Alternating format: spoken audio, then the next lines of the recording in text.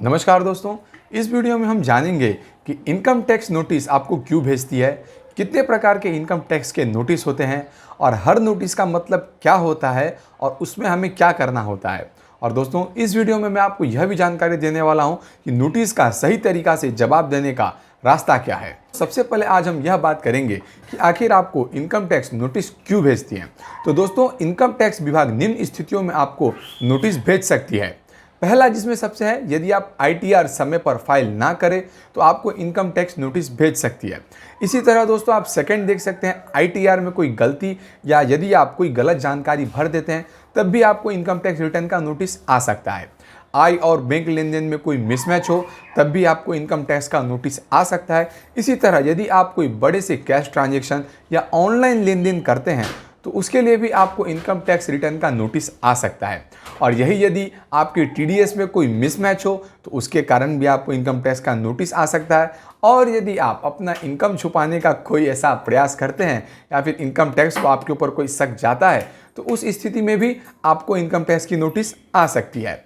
या फिर यदि गलत डिडक्शन या प्रूफ आप यदि प्रोवाइड नहीं करते तो इन निम्न स्थितियों में आपको इनकम टैक्स रिटर्न का नोटिस आ सकता है। इसी तरह दोस्तों, इनमें कुल 8 तरह के मेनली इनकम टैक्स के नोटिस जो हमें आजकल दिखाई देते हैं।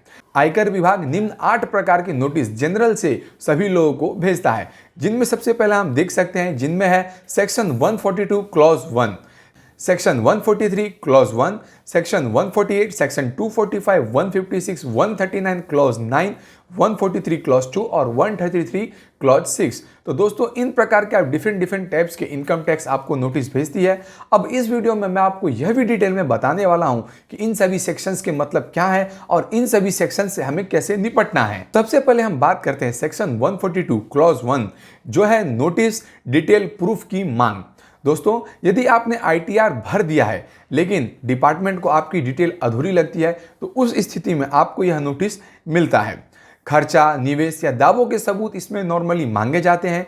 यदि आपने आईटीआर नहीं भरा तब विभाग कारण पूछता है कि आपने आईटीआर इसके कारण क्यों नहीं भरा है। इस नोटिस में मांगे गए डॉक्यूमेंट समय पर आपको देना आवश्यक होता है। जनरली यह एक तरह का डिमांड नोटिस होता है जिनमें आपको उनकी रिक्वायरमेंट्स को पूरी करनी होती है एक निश्चित टाइमलाइन में। इसी तरह यदि हम सेक्शन 143 क्लॉज 1 की बात करें तो यह दोस्तों नोटिस होता है ऑटोमेटिक चेकिंग नोटिस का। यह एक प्रारंभिक जांच है जो कंप्यूटर द्वारा की जाती है। डिपार्टमेंट आपकी कैलकुलेशन को इसमें मैच करता है। इनमें 3 परिणाम हो सकते हैं जनरली, या तो आपका आईटीआर एक्सेप्ट हो जाए, या फिर वह रिफंड हो जाए, या फिर आपको टैक्स पेएबल का नोटिस आ जाए। यह एक बिल्कुल ही साधारण नोटिस है, इसमें कोई घबराने की वैसी जरूरत नहीं होती। इसी तरह यदि हम सेक्शन 148 की बात करते हैं तो इसमें इनकम टैक्स डिपार्टमेंट को इनकम छुपाने का शक होता है आपके ऊपर। यह सबसे गंभीर नोटिस होता है। विभाग को लगता है कि आपने इनकम छुपाई है या फिर आपने गलत जानकारी उनको प्रोवाइड किया है। पुराना आईटीआर दोबारा इसमें खोला जा सकता है। आपकी सभी फाइनेंशियल एक्टिविटीज की इसमें जांच की जा सकती है। तो यह दोस्तों सबसे एक गंभीर नोटिस के रूप में माना जाता है। इसी तरह यदि हम वीडियो में आगे बढ़ते हैं तो हम सेक्शन 245 की बात करेंगे, जिसमें रिफंड एडजस्टमेंट का नोटिस आपको मिलता है। इस साल आपका रिफंड तो बन रहा है लेकिन पिछले साल का टैक्स अभी भी बाकी है। रिफंड ऑटोमेटिकली उस बकाये में एडजस्ट कर दिया जाता है।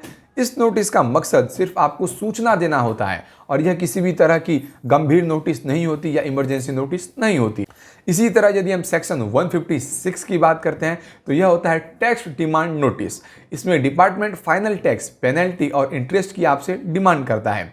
30 दिन के अंदर आपको इसमें पेमेंट करना जरूरी होता है। भुगतान न करने पर अतिरिक्त ब्याज और इसमें आपके ऊपर कार्रवाई भी की जा सकती है। इसी तरह आगे बढ़ते हुए हम सेक्शन 139 क्लॉज 9 की बात करेंगे, जो है डिफेक्टिव रिटर्न।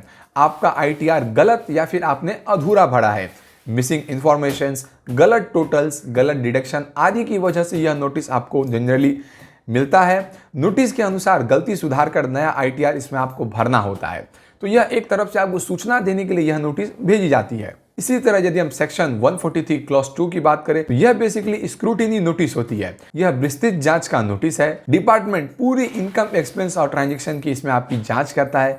मांगे गए सभी फाइनेंशियल डॉक्यूमेंट्स आपको इसमें जमा करना जरूरी होता है। वही यदि हम सेक्शन 133 क्लॉज 6 की बात करें तो यह इंफॉर्मेशन मांगने की नोटिस होती है। डिपार्टमेंट आपको या बैंक, बिल्डर, कंपनी से आपकी जानकारी मांग सकता है।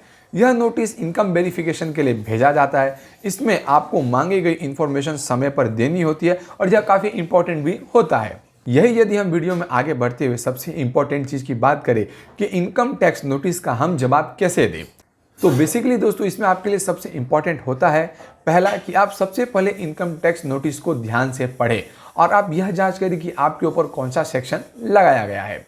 ड्यू डेट को सबसे पहले नोट कर ले कि इसका जवाब देने का या फिर इसके इंफॉर्मेशन देने की ड्यू डेट कौन सी है, क्योंकि अक्सर ड्यू डेट बीतने के बाद आपके ऊपर पेनल्टीज लगा दिए जा सकते हैं या फिर अगर आपके ऊपर कार्रवाई भी की जा सकती है। तीसरा, इनकम टैक्स पोर्टल में लॉगिन करें। चौथा, ई प्रोसीडिंग में आप जाकर वहां से ऑनलाइन ही इनका जवाब दे सकते हैं। मांगे गए डॉक्यूमेंट को भी आप अपलोड कर सकते हैं। यदि इसमें जरूरत हो तो आप एक चार्टर्ड अकाउंटेंट की भी हेल्प ले सकते हैं। टैक्स डिमांड हो तो उसे तुरंत जमा कर दे, क्योंकि यदि आप ऐसा नहीं करते तो आपके ऊपर भारी ब्याज एवं कार्रवाई भी की जा सकती है। यही यदि हम वीडियो की कंक्लूजन की बात करें तो दोस्तों हमें यहाँ पर 8 प्रकार के टैक्स के नोटिस दिखाई देते हैं, जो कि आप मेरे स्क्रीन पर देख सकते हैं, जिनमें 141 close 1, 143 close 1, 148 section, 245 section, 156 section, 139 close 9 और विभिन्न प्रकार के टैक्स नोटिस के सेक्शंस दिखाई देते हैं। तो धन्यवाद दोस्तों, अगर यह वीडियो आपको पसंद आए तो लाइक, शेयर और सब्सक्राइब जरूर कर ले और मार्केट ज्ञान पर फाइनेंस और योजना से रिलेटेड ऐसी जानकारी प्राप्त करने के लिए आप हमारी वीडियो को लाइक, कमेंट एंड सब्सक्राइब कर सकते हैं। धन्यवाद।